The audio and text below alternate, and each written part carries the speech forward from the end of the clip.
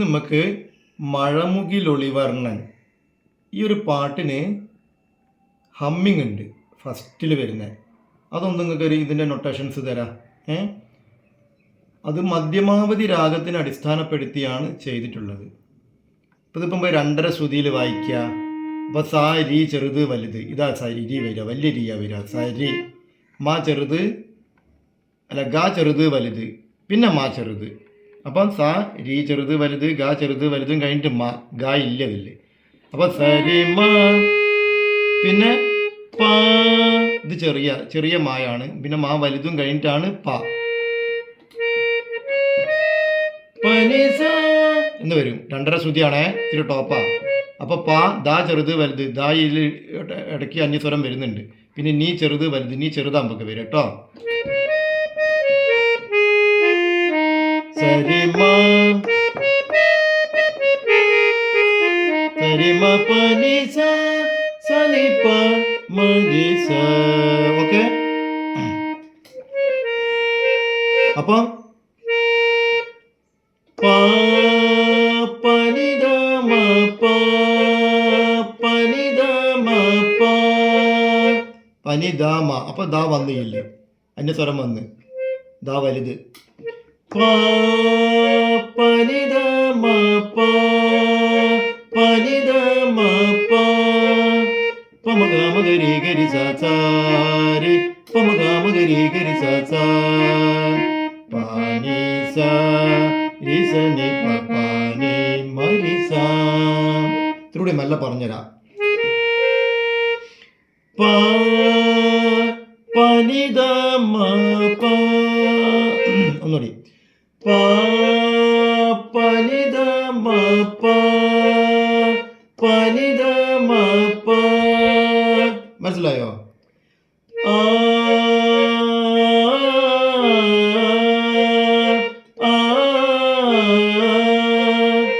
പമഗ മഗരി ഗരി സ സ രി പമഗ മഗരി ഗരി സ സ.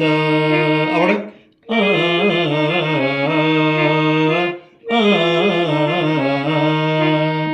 പാനി സ രി സ നി പ പാനി മരി സ.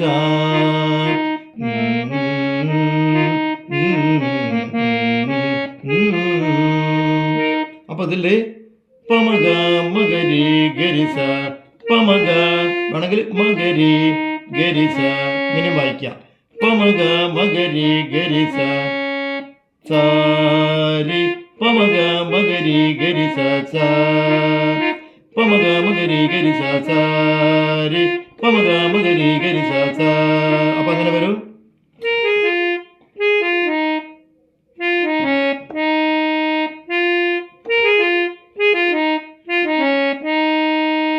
മനസ്സിലായോ?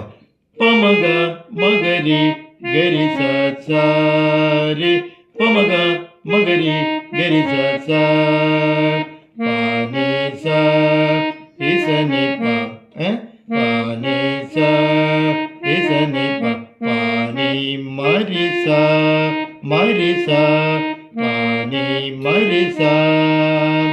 അപ്പൊ താളത്തിൽ വരുമ്പോ എങ്ങനെ വരും?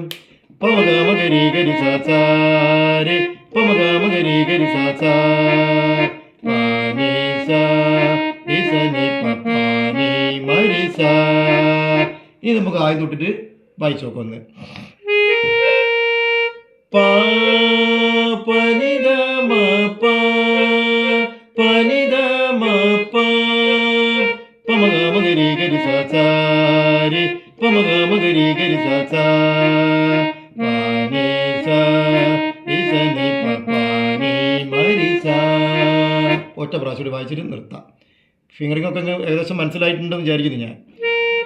പാ പനിദ മ പാ പനിദ മ പാ പമഗ മഗരി ഗരി സ സാരി പമഗ മഗരി ഗരി സ സ പാനി സ രി സ നി പ പാനി മരി സ.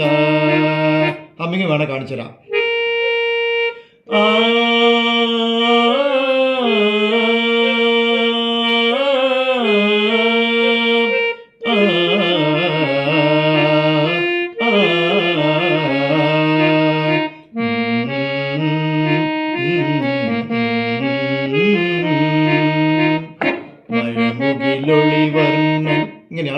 പാട്ട്.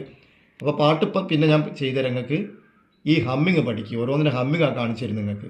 ഇതിനൊന്നും മറ്റുള്ളതിനൊന്നും സമയം കിട്ടുന്നില്ല, കിട്ടുന്നിടത്തോളം ഞങ്ങൾക്ക് ചെയ്തു തരുന്നുണ്ട്.